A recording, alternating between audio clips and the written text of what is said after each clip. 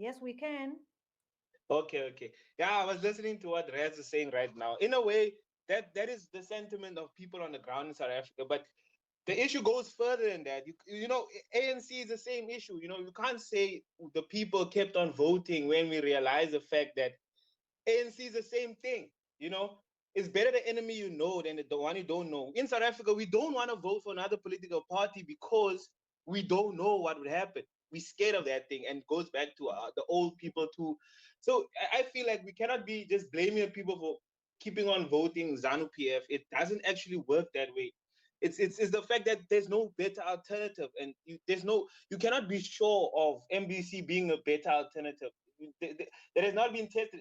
Okay, you have to take into account that maybe there maybe could be a better alternative, but then you have to take into account the people that fought for the struggle.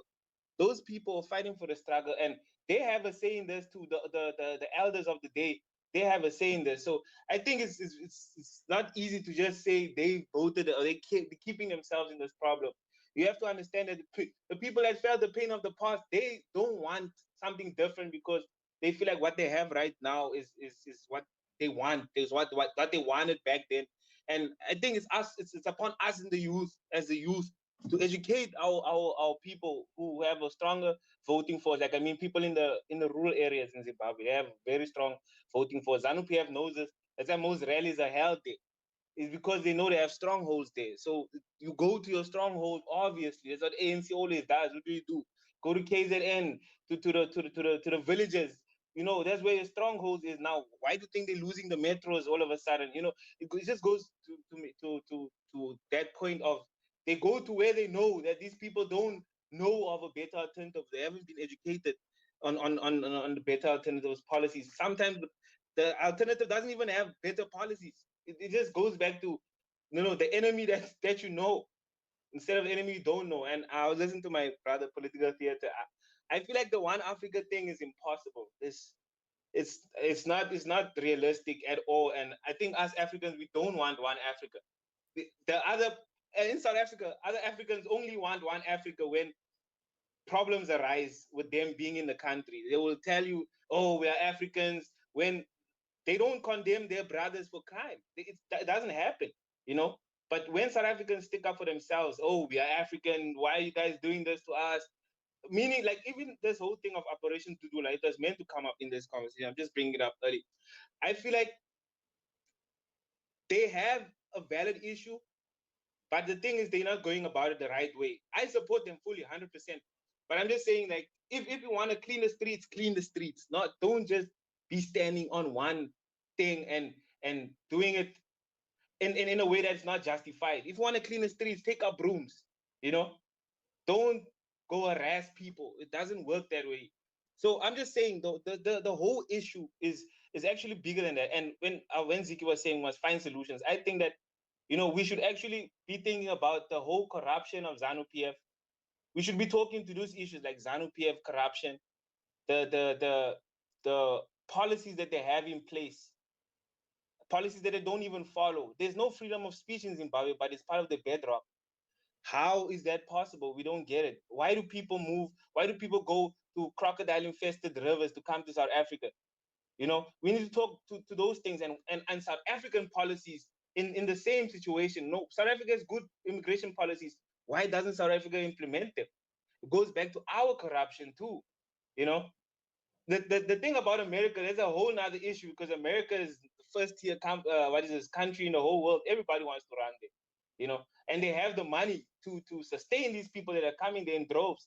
They just need to be verified. They're not coming with drugs and all these things. The Mexicans, the people from Honduras, El Salvador, all these places. But when it comes to Africa, it's a whole different ball game because we have so many different tribes, so many different cultures. You can't just assimilate easily into South Africa as you would into America because America is a country for immigrants. Whereas South Africa, it's very different. I can't just come from any other place and want to be part of the culture. Yes, you're right when you say regionally we can try and assimilate people, but what do you do when you have people from Ghana, Nigeria, Egypt, Pakistan, Bangladesh, everywhere in the world is coming to South Africa? I mean, we have Russians, Ukrainians, Japanese, Chinese. we're trying the whole rainbow nation concept, but it's at the detriment of normal South Africans who didn't benefit from freedom. We're still not benefiting from it, but people who come from outside are benefiting much more. It goes back to what people were saying about our hospitals being about 40% foreigners, and the teachers and all these things. I think we need the whole thing of implementing our own policies and working on that as South Africa, and encouraging our neighbors before the radicalism comes in. We need to encourage our neighbors and make a test run to see if this will actually work. Sending convoys won't work all the time. It needs to be a radical thing at the end of the day. But we need the people in Zimbabwe to also not have this. Zimbabweans have this. They don't have a fight or flight. They only have a flight. What is this mechanism? They need to have a fight mechanism also to to address what they have in the country. And if needs be, we will supply them with guns. So that's my point. So that's all I have to say. Okay, for now, I am going to mute your mic. And let me go back to political theater because I invited them. They might need to leave us, early. Now, I'm coming back to you, political theater. We have had a brother here talk about, the change of government. In your understanding and in your expertise, has this ever really helped? Let me open your mic. Sorry, the mic was closed. So the question is the chain of government taking place. Is it beneficial or is it more harmful? Well, what I do see is that um, it's up to the youth to want to change the world that they're in.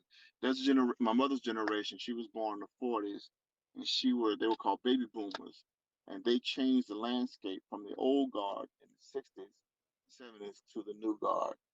So a breath of fresh air coming from the youth is 100%. And let me get back to the uh, the question about one federated Africa. For myself personally, I'm under no illusion that that is a plan that'll take 5, 6, 7 years. That's if any, it's a long term goal. But I think the gentleman also mentioned about that different tribes and this, that, and the other. Well, the same can be said. This thing about immigration is worldwide. We can look at the massive immigration of Japanese to Peru, and you know, so this whole migratory process is not new. Maybe if we looked at the trends, so well, this is what happened to them. I'll give an example. In the 1980s, the Japanese government said, "Man, we're going to lose a generation because they're not procreating. They weren't having children enough." So what ended up happening was that the elderly were dying off, and there was no one to replace them. So at the turn of the century, the Japanese sent many of their citizens voluntarily, gave them passports and said goodbye. They came to the United States, they came to Peru, and they came to Brazil. Now there's 4 or 5 generations that have lived in these countries. The Japanese government said, why don't you guys come back home now? So a mass migration from Peru, Brazil, went back to Japan. But guess what the Japanese said who were there on the ground? They said, you're not Japanese. So even though same ethnic group was not welcome in their own ethnic country, Japan. They were those people. They were them. See, this migratory process is not something that is strictly fundamental to that region of Africa. It is on a worldwide scale. So, with that being said, maybe we look at examples of other places and what they did and But how they cured or either addressed their immigration problem. Go ahead, ma'am. okay, so what you're giving us examples of other countries that have gone through the similar situation that is going on in South Africa. But still, I'm coming back to you. How did they solve the problem, or maybe the problems are still there up to today? Well, someone that said earlier that America is a nation of immigrants. That is so correct. But the massive immigration that happened between England and other countries going to the United States. So they gave them political rights. The immigrants kept coming. So now we're a country of immigrants. The very immigrants, right, are saying to my ethnic group, you don't belong here. So we've given up 300 some odd free labor, and now they're saying, you don't belong here. You're not really American. Go back to, listen to me, go back to Africa. Mm. you know, so, so again, the language is similar, and so is the behavior. So we have to look at, let's analyze, let's look at what happened here. When I was in Cuba, the Cuban government facing the same problem. In one generation, we're going to lose because we're not procreating, right? So I asked a question to one of the officials. Well, why don't you start going to America and the massive Cuban immigrants that came in the 80s, their children's children, have them come back. Say, look, come back to help us. We know you guys left under bad circumstances, but come back home to us and help us build a better Cuba. You see, so this is what we have to think about, and think about the economies. Um, there has been the African Union has been working on doing away with the tariffs, but that comes with bringing down the borders, the political borders, the lines. They're talking about there's only, I think it's 5% trade between inter-African nations. So the Ghanas are not trading with Zimbabweans, but they're not trading with Ethiopians.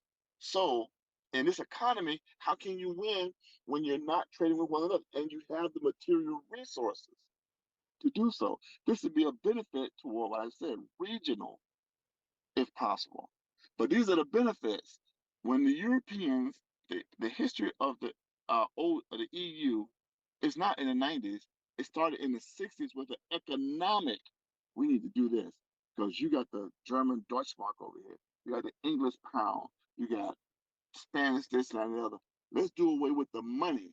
The political came 30, 40 years later. Hmm. Does that make sense? Interesting. Anyway, I am going to open the mic for Bullet, and I'm going to mute you, political theater. Thank you. I'll get back to you. Let's have Bullet. Oh, hello, guys. Hello. Yeah, I just wanted to say that the thing about undocumented people, we shouldn't be too harsh because we have to remember that whether we like it or not, if Zimbabwe is not okay, they will keep on coming. So my solutions are for because normally undocumented foreigners tend to grab land and Mm. create informal settlements. So the government should bring down the informal settlements and take all the documented foreigners, specifically women and children, force them to rent within the South African townships because we know that our people are able to live with foreigners because we have been living with Mozambicans for a while now. And then after they've rented, even same thing with the hijacked buildings, the government should take out the undocumented ones, deport them. Then after they fix the buildings and the documented ones will live in the buildings, but they will pay rent. But the rent will be reasonable because we understand most documented foreigners do not even have better jobs. So Okay. my another point that I wanted to make is that the government should also enforce the quota of 60% South Africans and 40% foreign nationals, so that this friction that has been happening, it shouldn't be that much. And then for public hospitals, the government should add a fee so that at least we can benefit because now there's a problem of you go to the hospital or the clinic, and then after you get help they cannot even give you pills because there's a shortage of pills. So uh, foreign nationals should at least contribute something per month It shouldn't be too much, but at least something to help the government. And my last point that I wanted to say is that every time I see that in the news, I see that a foreign national has maybe murdered a South African. It pains me, but to be honest, it is not only foreign nationals who are doing it. And if the same thing that is happening to Zimbabwe happened to, for example, if it happened to Botswana, because I'm Motswana and my grandfather came from Botswana. If it happened to Botswana and the Botswana people were flocking to South Africa, to be honest, I will never chase away a Motswana person. I will fight tooth and nail to keep them in my country. So I don't see why should I act different when it comes to Zimbabweans. We should be just logical because Zingi, can I please respond? So wait sorry. first, wait Yes. first. Let me finish. Let me finish. Yes, after you, my brother. Okay, yeah. The thing, my point is, I'm a South African, and whether we like it or not, if Zimbabwe is not okay, the borders won't stop them. Imagine someone crossing a crocodile river. Even if we build a wall, the borders won't stop them. The government should just enforce the law. Hmm. Yeah, Okay. that's all I Thank you want so to much, Okay. Bullet. Thank you, I'm Zeki. going to mute you right now. Wait, Red. I'm going to give you, Red, just about a minute or so to finish your point so that we can give others a chance. I do have a lot of people, in the stream who wants to join. Go ahead. Yes, thank you, Zeki. I want to comment on the point made by Bullet. Look, you cannot compare Botswana and Zimbabwe. In fact, whenever this question arises about one Africa, African unity, the number one country that South Africans want to merge with, if we would ever, if we were to ever merge or join with another country to create another sovereign nation, the one country that always comes into mind is Botswana and Namibia. Those two countries are excellent. We share a similar culture to them. Their economies are good. They their citizens don't give us as much headache as the ones from Nigeria and Zimbabwe. So you cannot equate Botswana and Zimbabwe. You cannot say because you have Botswana heritage in you, you cannot fight someone from Botswana, and in the same breath that equates to the person from Zimbabwe. It's not the same, right? Botswana is a landlocked country like Zimbabwe, right? Why did Botswana end up? How did Botswana end up to be one of the gems of Africa? I mean, their currency is much higher than ours. I think it's. I think 1 rand is. I think. I think one pula equates to 2 rands. Their economy is strong, No, but they're a landlocked no. country. How did they achieve that, and Zimbabwe end up the way that it has? Insane. Okay, So Oh, can I what we respond? say? Can I respond No, no. quickly Let to me you? finish. Okay. Okay, let me finish. Okay, let me finish. What we saying, what we say is that Zimbabwe needs to sort out their issues. They need to sort out their issues. That's what I'm saying. okay. Thank If you, people Red. from Okay. Botswana come, do you understand? Can Okay, yeah, I thank you. No, understand. no, no, no. You're Can going I? to continue later. Sorry, just hold on to your All point. I need to open the mic for Shingi. Welcome, Shingi.